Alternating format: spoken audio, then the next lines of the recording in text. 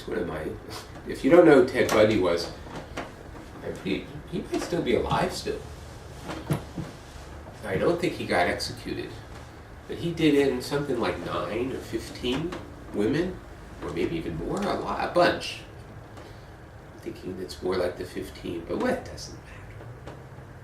And he was a handsome guy, very well spoken, good manners and so on. And his victims were all these attractive women going to college. Attractive but not beautiful. It's really important. I mean, these were women that all looked really just fine, but they were definitely sub-beautiful. And I think he really knew what it was that they wanted from him. You know, they wanted, whatever, I don't know what it was, but that's just what the little I know is that the attractive, but not the beauty queens necessarily, the good-looking ones. But not just any old good-looking one was willing to go with this guy, because he didn't kill them. He didn't grab them as they were walking home and pull them into the bushes. He didn't in Silence of the Lamb, like the guy who says, "Could you help me put something in my van?" And then he, bangs people over the head and pulls, whatever, and makes lamps out of their skin. Clothes, out of their skin. No, he wasn't like that, Ted Bundy. He got to know these women. They got to know him. They got to know his story. He obviously didn't go around saying, I don't know, I'm sure he didn't want his address known. Especially after the first one he killed, So he was careful with his identity, I guess. But these were women who he saw more than once, and then lured them into sort of like an ideal place to do what he did. And that kind of horrifying thought, that anybody ever be Ted Bundy. But the reality is, just like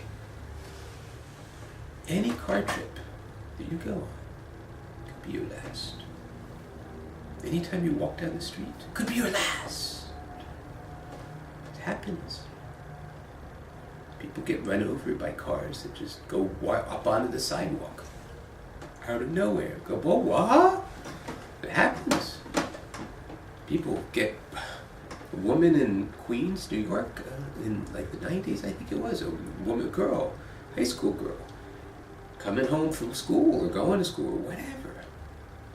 And a brick that was on a scaffold that had been left there. It shouldn't have been left there, but it took a while. If you think about it, the brick that was left there didn't just fall.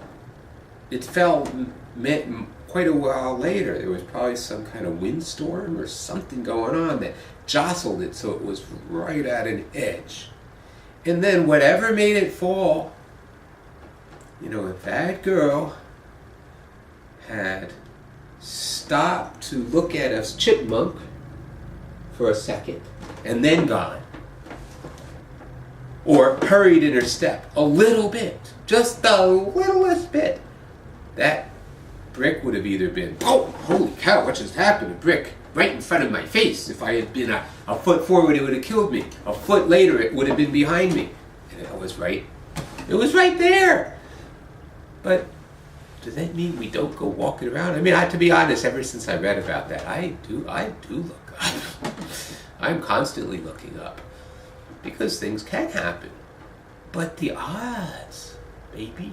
It's it's the same kind of thing about just because the odds against getting killed every single time you drive, just because of that doesn't mean there are odds that it could happen. Doesn't mean, doesn't mean you should not drive, but it also doesn't mean you should not worry about being careful. You should still be careful. You could really change the odds of getting killed. It's in your control to make the odds a lot higher that you're going to get killed. It's based on the way you drive. I love that scene from Annie Hall where Woody Allen goes. She lives. Her family lives in Minnesota or something, and so she brings them there, and they're so clearly like they've got this whole anti-Semitic thing going on, and that Annie Hall's brother is a little, and Woody is walking down the hall, and the kid, teenage boy. I mean, he's old enough to drive. That's important. He's old enough to drive. Because he's sitting on his bed, and Woody Allen comes walking by.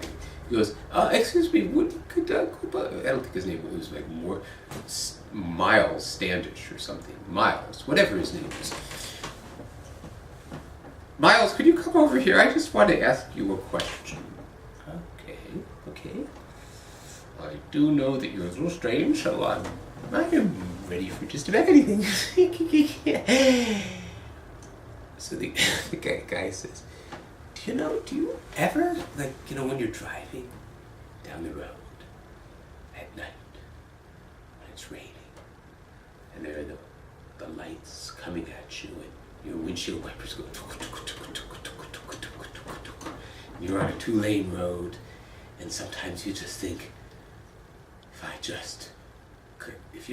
do you ever do this? Where you think, if I just go a little bit, bam, it'll be all over. The conflagration would be great. I'd get my name in the paper. Do you ever think about that?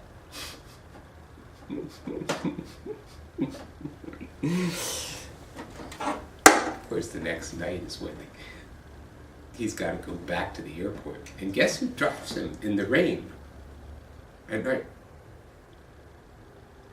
On a long way, like an hour trip on 2-lane roads. White knuckle passengering.